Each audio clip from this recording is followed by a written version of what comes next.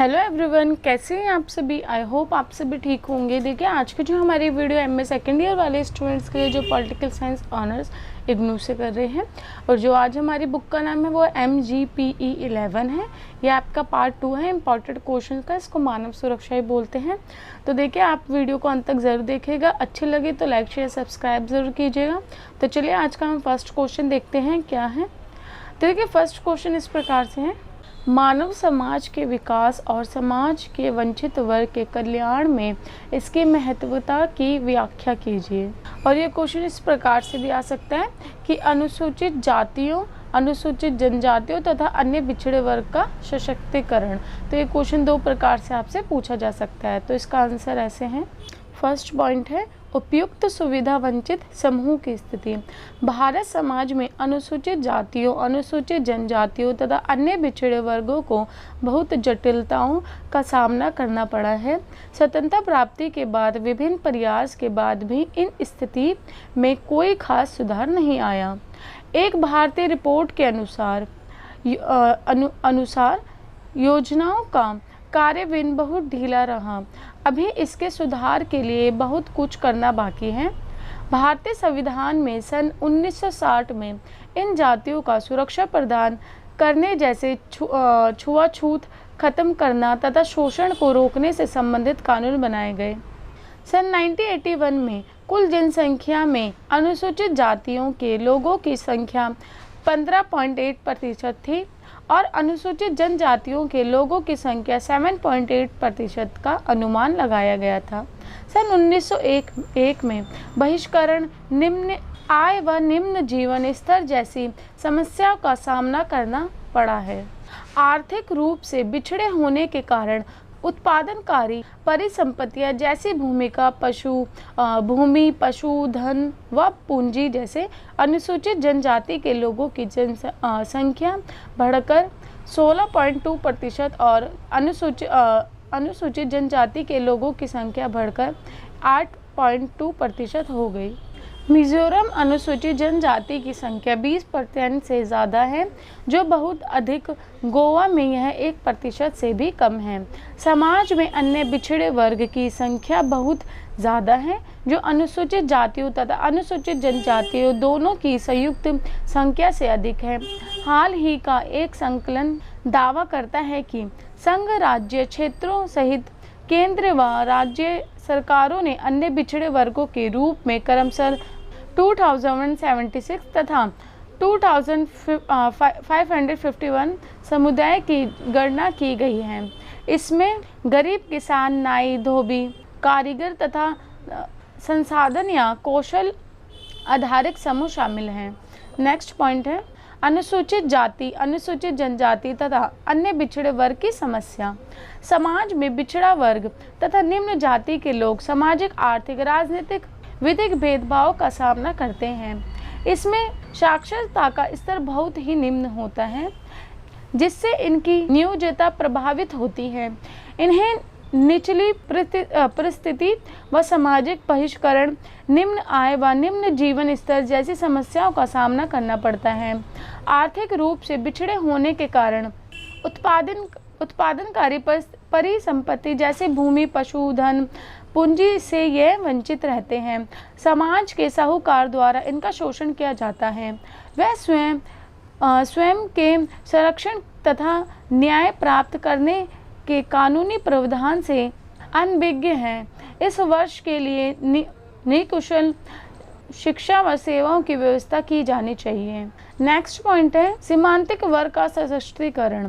सरकार ने नीतियों व कार्यक्रम का लक्ष्य 2 क्षेत्रों में इस वर्गों का सहयोग करना है।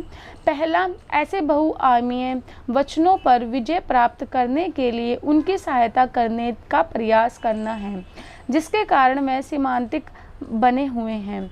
दूसरा, इस कार्यक्रमों के माध्यम से उन्हें सामाजिक बहिष्करण तथा सामाजिक आर्थिक भेदभाव के खिलाफ संरक्षण देने का प्रयास किया जाता है। दूसरी ओर, इन समुदायों को देश की मुख्य धारा से जोड़ने का है। अनुसूचित जाति तथा अनुसूचित जनजाति संरक्षण हेतु अनुसूचित जाति व अनुसूचित जनजातियां अधिनियम 1989 है।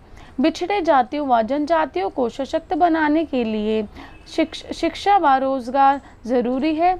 इसके लिए सरकार ने आरक्षण की नीति लागू की है। यह नीति प्रतिष्ठित भारतीय प्रौद्योगिकी संस्थानों IIT तथा भारतीय प्रबंध संस्थानों TIM सभी उच्चतर शिक्षा के सरकारी व सार्वजनिक क्षेत्र के उपक्रमों में नौकरियों तथा आरक्षण है, किंतु कई ऐसे क्षेत्रों में लक्ष्य सफलतापूर्वक प्राप्त नहीं किए गए हैं। राष्ट्रीय नमूना सर्वेक्षण ग्रामीण क्षेत्र में अनुसूचित जातियों की संख्या 50.9% और अनुसूचित जनजातियों की संख्या 42.9% थी व अन्य पिछड़े वर्गों की संख्या 33.7% थी, जो गरीब रेखा से भी नीचे जीवन यापन कर रहे थे। तो देखिए हमारा जो फर्स्ट क्वेश्चन है वो यहीं समाप्त होता है। अब हम अपना सेकंड क्वेश्चन देखते हैं। नेक्स्ट क्वेश्चन जो हमारा है वह है मानव सुरक्षा और शांति निर्माण, और इसको दूसरी तरीके से ये पूछा जा सकता है, मानव सुरक्षा और शांति निर्माण के बीच संबंधों की विवेचना कीजिए। और आपसे इस तरीके से पूछा जा सकता है, मानव सुरक्षा के लिए शांति निर्माण क्यों आवश्यक है। तो चलिए आज के क्वेश्चन का आंसर देखते हैं हम। शांति निर्माण विश्व के राष्ट्रों का प्रमुख उद्देश्य है। संघर्ष, आतंक और अशांति के इस दौर में शांति का प्रचार प्रसार करना अत्यंत मुश्किल हो गया है। देशों में संघर्ष या अशांति फैलाने का प्रमुख कारण है लोगों की बुनियादी ज़रूरतें पूर्ति ना होना। शांति निर्माण का विचार नवीन नहीं है, बल्कि यह अवधारणा पुराने समय से ही चलती आ रही है। स्वयं जवाहरलाल नेहरू जी ने विश्व में शांति और अमन फैलाने के लिए 5 मूल मंत्र दिए थे। जवाहरलाल नेहरू जी ने विश्व की शांति और अमन फैलाने के लिए 5 मूल मंत्र दिए थे। इन्हें पंचशील तथा सिद्धांत भी कहा जाता है। यह पंचसूत्र, जिसे पंचशील भी कहा जाता है, मानव कल्याण तथा विश्व शांति के संदर्भ की स्थापना के लिए विभिन्न राजनीतिक, सामाजिक तथा आर्थिक व्यवस्था वाले देशों में पारस्परिक सहयोग के 5 आधारभूत सिद्धांत हैं। इसके अंतर्गत 5 सिद्धांत शामिल हैं। पहला है एक दूसरे की प्रादेशिक अखंडता तथा प्रमुखता का सम्मान करना। दूसरा है एक दूसरे के विरुद्ध आक्रामक कार्रवाई न करना। तीसरा है एक दूसरे के आंतरिक विषयों में हस्तक्षेप न करना। चौथा है समानता और परस्पर लाभ की नीति का पालन करना। फिर है शांतिपूर्ण सह अस्तित्व की नीति में विश्वास करना। शांति निर्माण तथा मानव सुरक्षा में सीधा संबंध है। यदि मानव सुरक्षा उपाय द्वारा नागरिकों को पूर्ण संरक्षण मिलता है तो अशांति नहीं फैलती। राज्यों में आंतरिक रूप से यह बाह्य रूप से संघर्ष की स्थिति तक उत्पन्न होती है। जब बुनियादी ज़रूरतें पूरी नहीं होती या अतोत्साहित होती है, इसको डिस्करेज भी बोलते हैं, यह फिर संकट में पड़ जाते हैं। बेरोजगारी, भूखमरी आदि संकट अपराधों को जन्म देते हैं, जिनसे शांति निर्माण की बाधा उत्पन्न होती है। अंततः यदि सभी को आय के पर्याप्त साधन प्राप्त हों तो संघर्ष पर काफ़ी हद तक नियंत्रण रखा जा सकता है। इस प्रकार यह कहा जा सकता है कि शांति निर्माण की प्रक्रिया में मानव सुरक्षा को प्राथमिकता देना जरूरी है। हमारा नेक्स्ट क्वेश्चन है, भारत के लिए पर्यावरण संबंधित मामलों में महत्व को संक्षेप में बताइए। और ये इस प्रकार से पूछा जा सकता है कि पर्यावरण सुरक्षा क्या है। आंसर, पर्यावरण जहाँ हम रहते हैं, श्वास लेते हैं, अपने सभी कार्य करते हैं, उसको स्वच्छ व सुरक्षित होने किसी भी राष्ट्र के लिए अत्यंत आवश्यक है। किसी क्षेत्र का कोई भी उद्देश्य या कार्य पूर्ति पर्यावरण सुरक्षा के बिना संभव नहीं है। प्राकृतिक संसाधन में जंगल और पहाड़ों का होना अत्यंत आवश्यक है, लेकिन कई अवैध तरीकों से और विकास के नाम पर वृक्षों की कटाई बढ़ती जा रही है, जिससे जंगल सिमट गए हैं। परिणाम स्वरूप प्राकृतिक संतुलन बिगड़ रहा है। असमान वर्षा होने से प्राकृतिक कृषि प्रभावित होती है, जिससे जनसाधन महंगे और आर्थिक समस्या उत्पन्न होती है। पर्यावरण की सुरक्षा विभिन्न प्रकार के प्रदूषणों का निर्माण करने से हो सकती है। वायु प्रदूषण, ध्वनि प्रदूषण, जल प्रदूषण, भूमि प्रदूषण, ये सभी प्रदूषण के कारक हैं जो किसी न किसी तरह पर्यावरण को क्षति पहुंचाते हैं। आधुनिकीकरण से हमारा पर्यावरण बहुत अधिक प्रभावित हो रहा है। पर्यावरण के सभी संकटों पर सभी को व्यक्ति, समुदाय, राज्य सरकार, इन सभी के प्रयासों की तत्काल आवश्यकता है। मानव सुरक्षा की सभी समस्याएं कहीं न कहीं एक दूसरे से जुड़ी हैं, जिसके पर्यावरण सुरक्षा भी सभी कारकों पर निर्भर करती है। इसके बचाव आदि कार्यों के लिए सभी व्यक्तियों, विशेष रूप से युवाओं को आगे बढ़कर जागरूकता लानी चाहिए और अपने पर्यावरण को स्वस्थ एवं स्वच्छ बनाना चाहिए, क्योंकि स्वच्छ पर्यावरण मानव विकास की प्रथम सीढ़ी है। दक्षिण एशिया क्षेत्रों में पर्यावरण संबंधित समस्याओं को विकास की दृढ़ निश्चयता के रूप में देखा जाता है, क्योंकि इसे लोकतांत्रिक कल्याण का आधार रूप माना गया है। लेकिन गरीबी की समस्या ने बहुत समय से पर्यावरण सुरक्षा और आर्थिक विकास को बांध कर रखा है। जब तक दक्षिणी एशिया क्षेत्रों में गरीबी व जोर दबाव विकास के मार्ग में बाधा उत्पन्न करता रहेगा, तब तक संसाधन ह्रास का संकट बढ़ता रहेगा। संघर्ष क्षेत्रों की चुनौती भी बढ़ती रहेगी। संसाधनों का अनावश्यक इस्तेमाल किसी भी राष्ट्र की संपदा को कमज़ोर व नष्ट करना है। कुछ संसाधन तो प्रकृति से सीमित संख्या में उपलब्ध हैं तथा समाज के लिए अति आवश्यक हैं। यही कारण है कि भूसन्निहित वन क्षेत्रों और जलाशयों पर विवाद और संघर्ष बने रहते हैं और ये संघर्ष अधिक बढ़ जाने पर हिंसात्मक रूप धारण कर लेते हैं। गरीबी और पर्यावरण संकट एक दूसरे के पूरक होते हैं और समस्याओं का ऐसा चक्र बनते हैं जिसने दक्षिणी एशिया की जनसंख्या के बहुत बड़े भाग को अपनी चपेट में ले लिया है।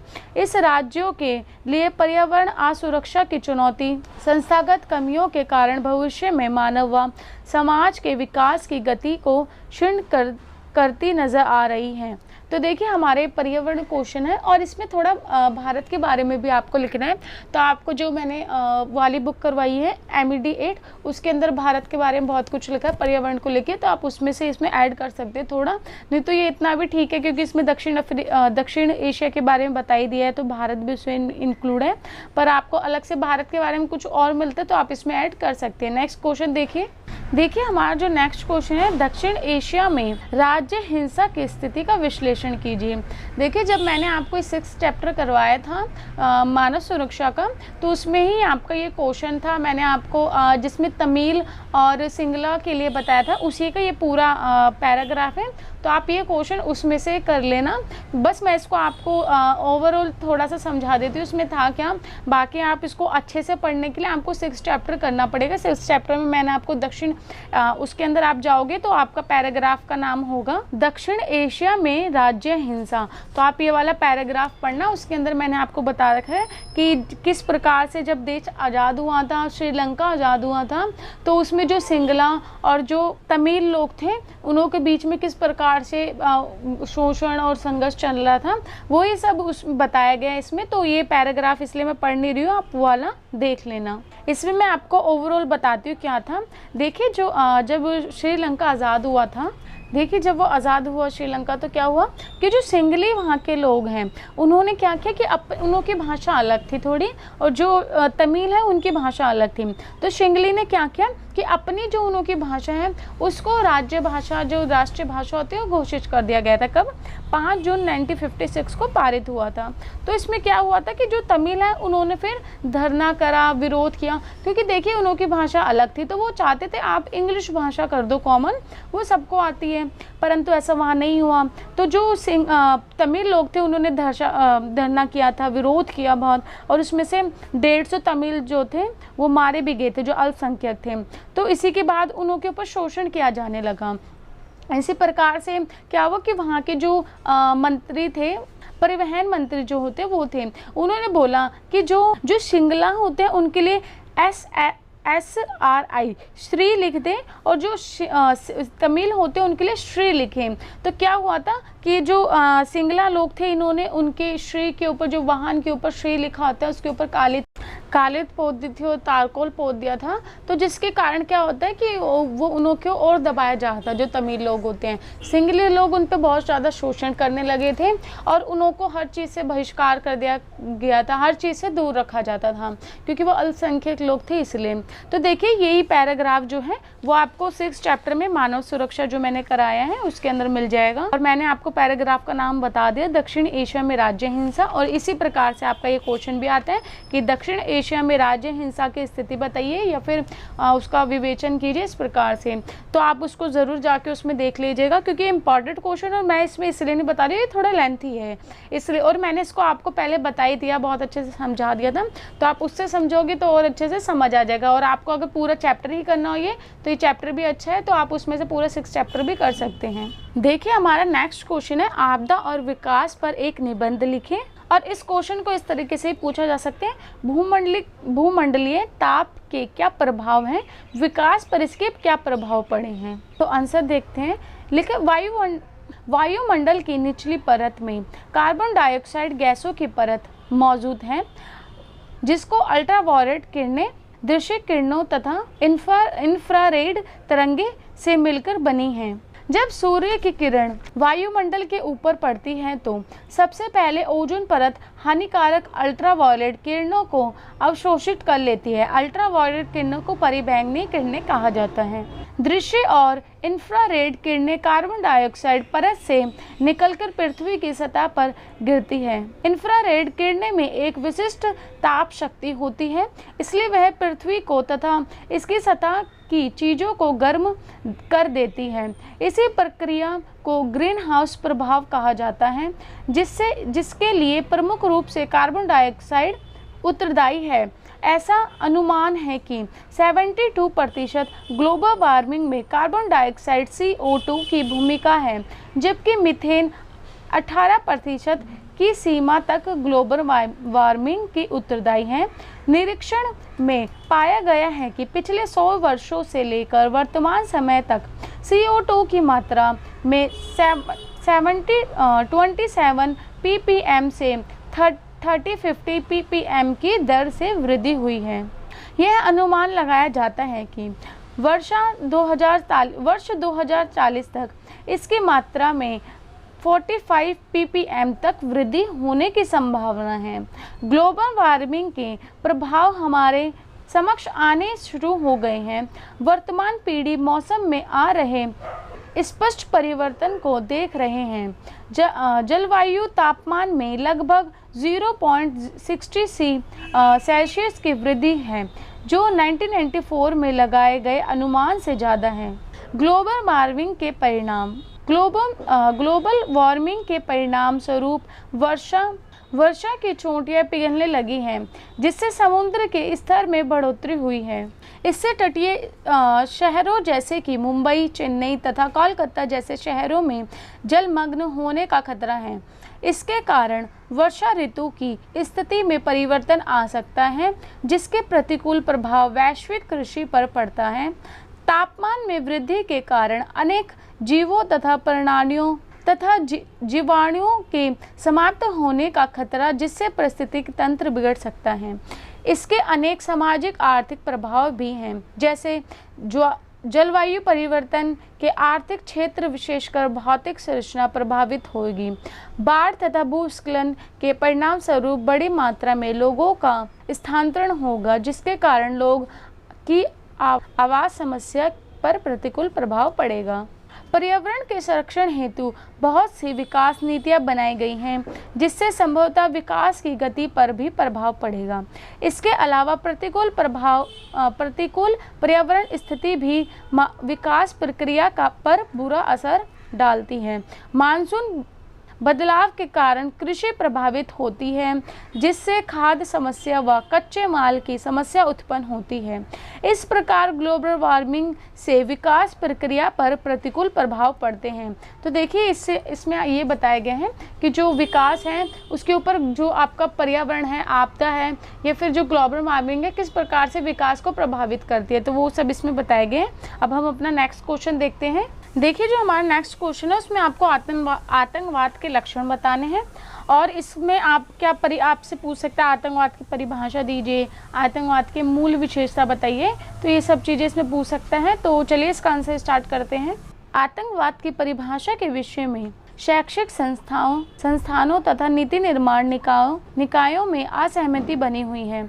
हालांकि आतंकवाद की परिभाषा मौजूद है, किंतु इसमें से कोई भी स्पष्ट, ठोस या परिमेय नहीं है। इसे 3 महत्वपूर्ण आयामों अर्थात राजनीतिक, सैन्य और कानूनी विवादों द्वारा समझा जा सकता है। इसकी किसी ठोस परिभाषा के अभाव में न केवल भ्रम और दुरुपयोग हो सकता है, बल्कि सुसंगत और वैध निष्कर्ष निकालने में भी कठिनाइयां हो सकती हैं। Harvey W encyclopedia of terrorism में उल्लेख करते हैं कि टेररिज्म शब्द की इतनी अधिक परिभाषाएं मिलती हैं जितने ढंग से यह किया जा सकता है।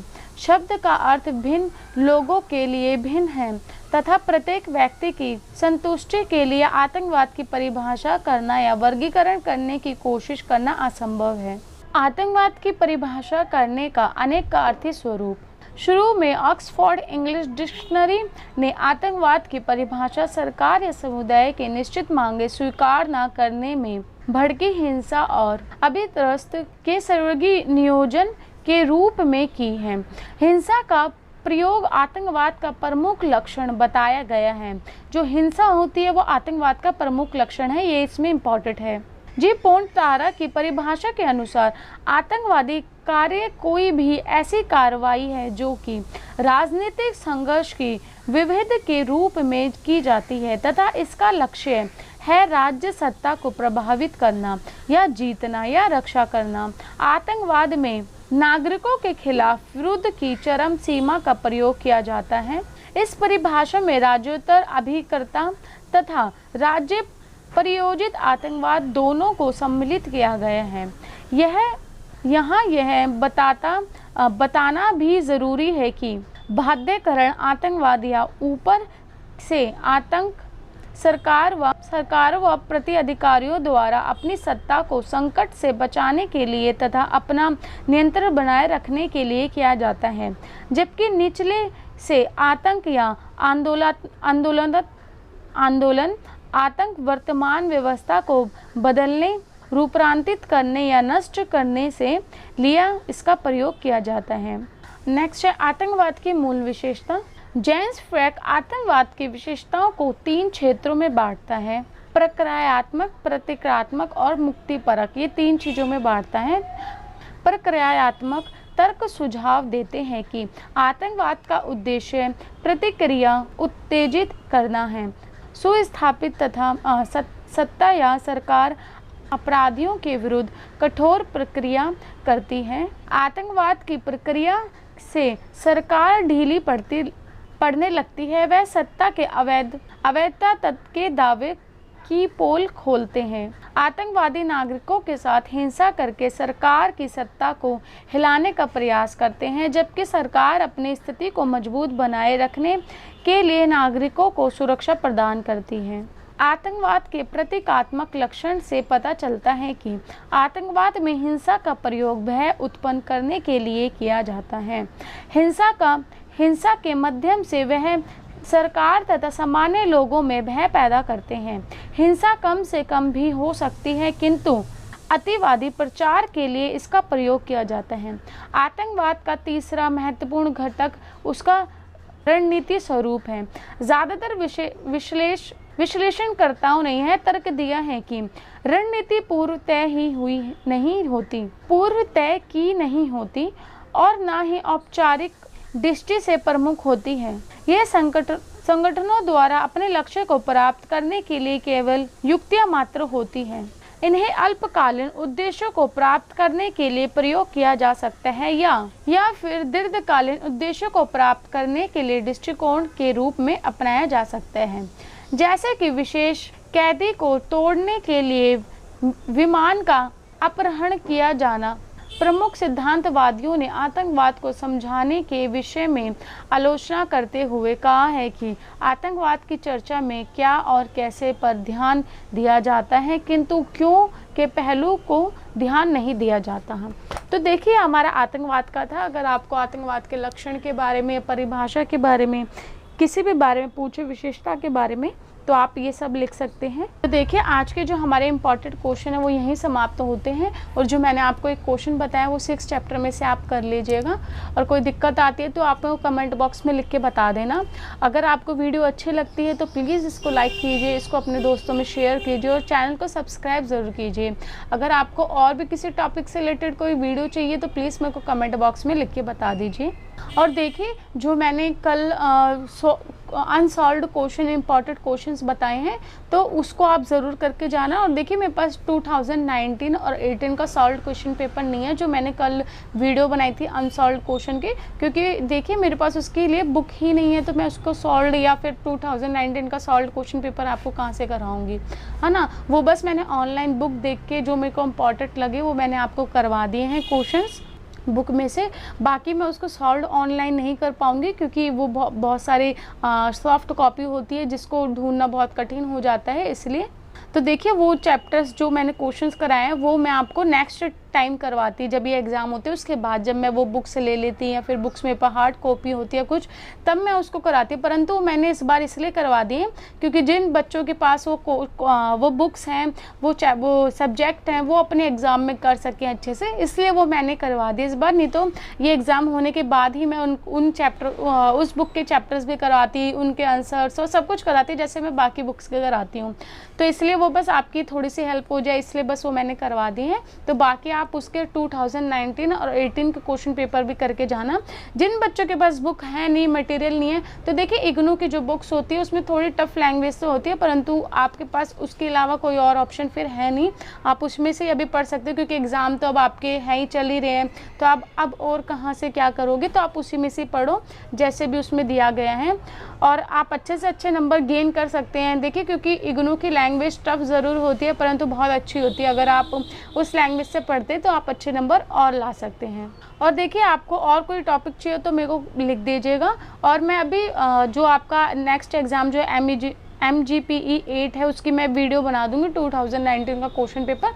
देखिए वो क्वेश्चन पेपर में कुछ क्वेश्चंस ऐसे हैं जो मेरे को मिल नहीं रहे बट मैं ढूंढ रही हूँ, इसलिए मैं उसको अभी अपलोड नहीं कर पा रही हूँ। तो मैं आपको कल में, आज में उसको पक्का अपलोड कर दूंगी, उसका पूरा वो बना के नोट्स वोट जो भी हैं। और बाकी देखिए जो एग्ज़ाम आपके लेट हैं तो उसकी वीडियो मैं आपको कुछ दिन बाद ही प्रोवाइड करवाऊंगी। पहले मैं इन एग्ज़ाम की करवा दूँ, जैसे कि आपका MG 4 है या फिर आपके और भी MGP 7 है, ये सब की मैं आपको करवाऊँगी प्रोवाइड, पर इसको 2-3 दिन लगेंगे क्योंकि उससे पहले जो आपकी एग्ज़ाम है मैं पहले उसकी वीडियो बना दूँ ताकि एग्ज़ाम में आप वो पहले कर पाएँ। और जो बाद में है वो तो आप कर ही लेंगे क्योंकि मैं बना दूँगी उसकी वीडियो 1-2 दिन बाद ही। तो चलिए मिलते हैं नेक्स्ट वीडियो में। अगर आपको अच्छा लगे तो लाइक शेयर सब्सक्राइब ज़रूर कीजिए और मेरे को कमेंट बॉक्स में ज़रूर लिख के बताइए कोई भी आपको दिक्कत परेशानी हो तो मैं उसका आंसर ज़रूर दूँगी। तो चलिए मिलते हैं नेक्स्ट वीडियो में। धन्यवाद।